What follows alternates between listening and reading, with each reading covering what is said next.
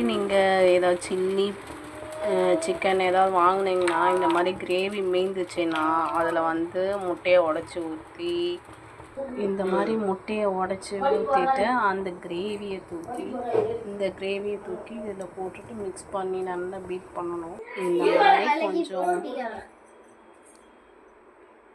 கொஞ்சம் இந்த மாதிரி கலக்கிக்கணும், நல்லா கலக்கிக்கணும். அந்த வெங்காயம் எல்லாத்தையும் இந்த கிரேவியோடு சேர்ந்து கலக்கிக்கணும். வீட்டில் கொஞ்சம் கறி குழம்பு வச்சா, குருமா குழம்பு வச்சா அதை ஒரு கரண்டி ஊற்றிக்கோங்க.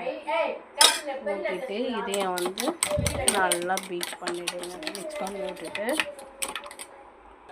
கொஞ்சம் இந்த அளவுக்கு தோசை ஊற்றிட்டு கொஞ்சம் நல்லா வேகணும். ஆயில் விட்டுக்கோங்க, உங்களுக்கு தேவையான அளவு ஆயில் விட்டுக்கோங்க.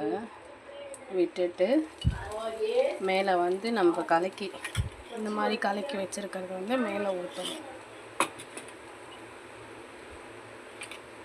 இதுக்கு மேலே அப்படியே ஸ்ப்ரெட் பண்ணி விட்டுடுங்க. அப்படியே கொத்து பரோட்டா டேஸ்ட் இருக்கும்.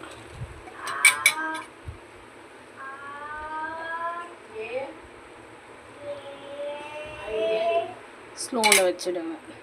லைட்டாக பெப்பர் இருந்தால் பெப்பர் தூவி போட்டுக்கோங்க. மிளகு தூள்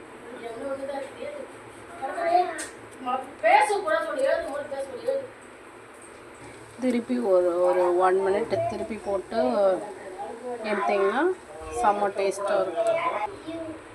முட்டை கறி தோசை ரெடி. சாப்பிட்டு பாருங்கள், கொத்து பரோட்டா டேஸ்ட்டில் இருக்கும்.